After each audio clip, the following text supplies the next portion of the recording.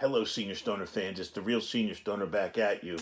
Happy New Year, everybody. Today is New Year's Day, January 1st, 2021. We made it to 2021.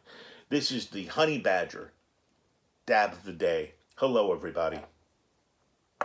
Well, today's topic, generalists versus specialists. Let's discuss. Well, if you were going to go for a job interview, and the job was an accounting job, they'd want to know that you had your degree in accounting, maybe your graduate degree in accounting, and that you had experience in accounting, and accounting was your thing, because that's what accountants do.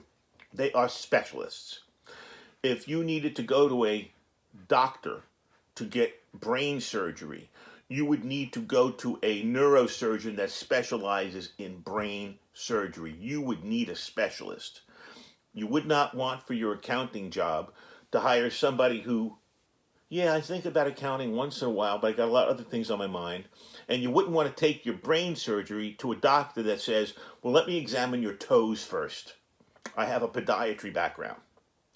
So there's a vast difference between the generalist and the specialist.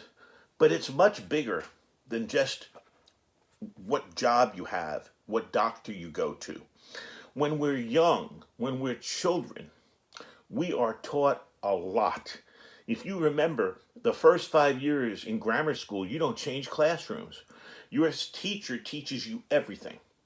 He makes you a generalist early in your years in elementary school. Every elementary student, I challenge you, is a generalist.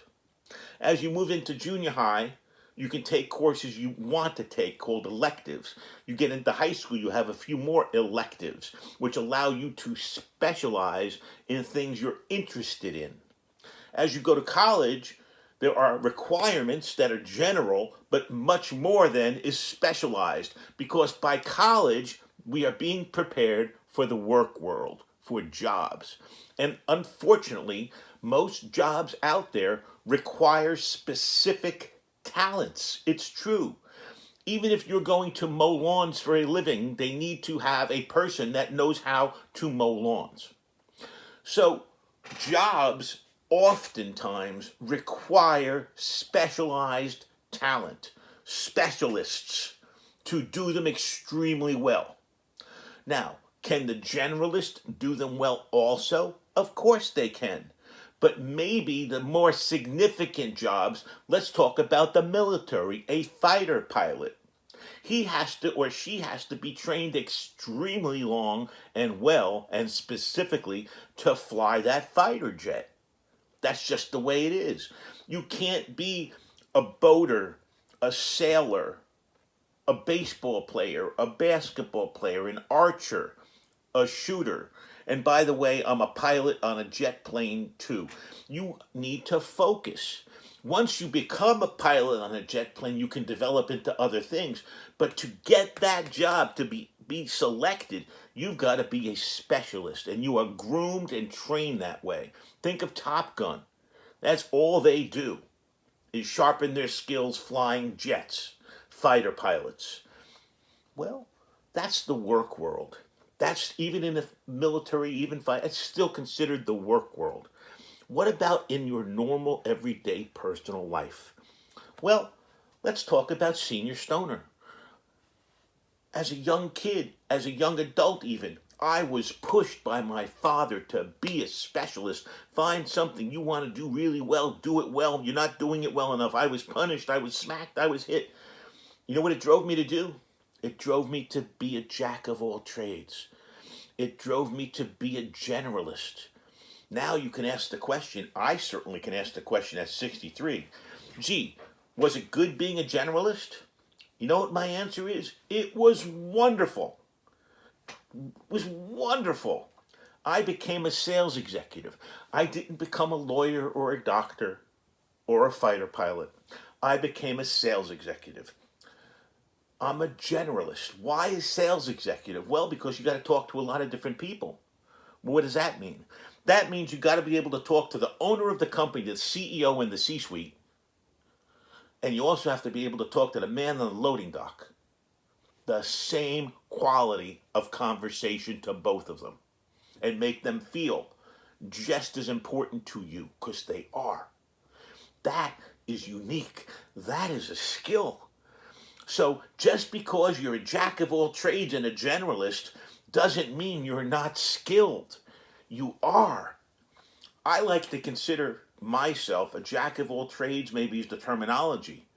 But if you took me around the 400 houses in this development I live in, to every house, and every house is different, all the people are different, and everyone started talking about a different topic, guess what I'd be able to do? I'd be able to talk with them. I'd be able to talk with them intelligently. Now you're saying, what is he talking about?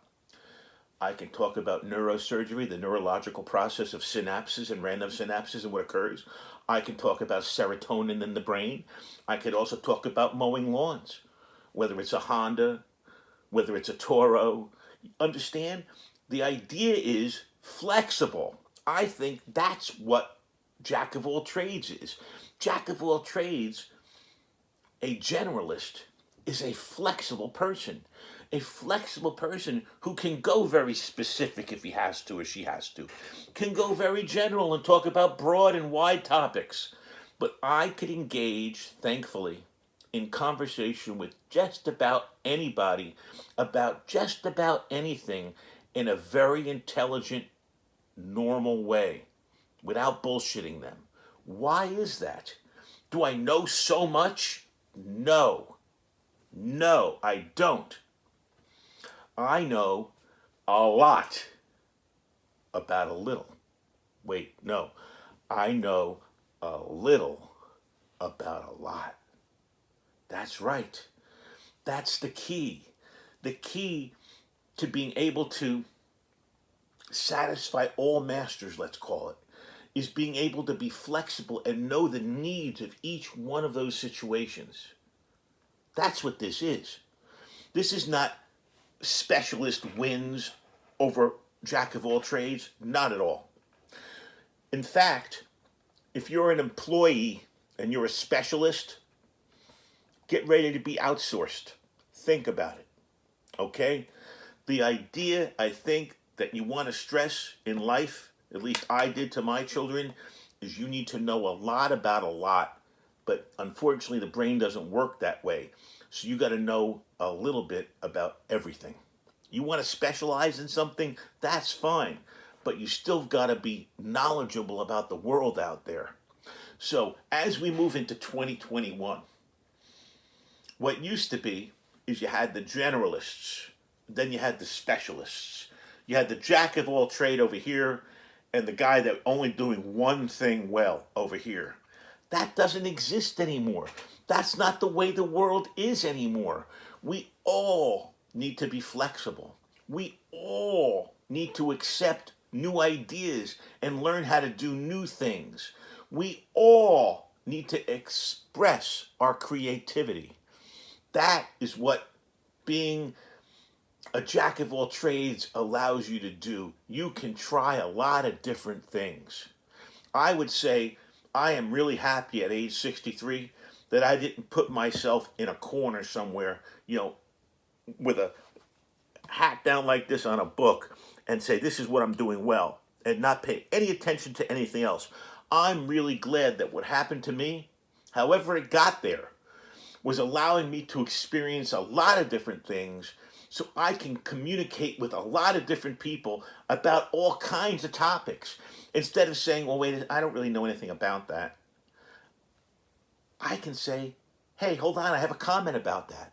I've heard about that. I've read about that. I've thought about that. I've talked about that. I've done that. I've experienced that. My friend has done that. I know someone who's done that. You see, it's not that difficult.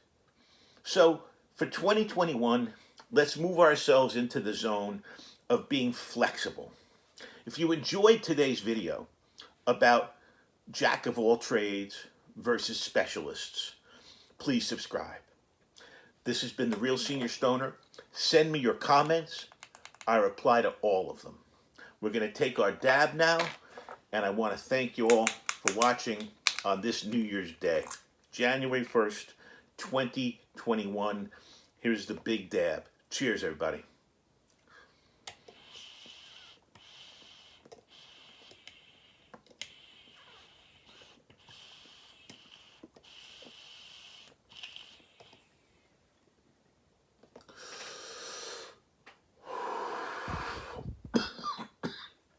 And thanks so much for watching.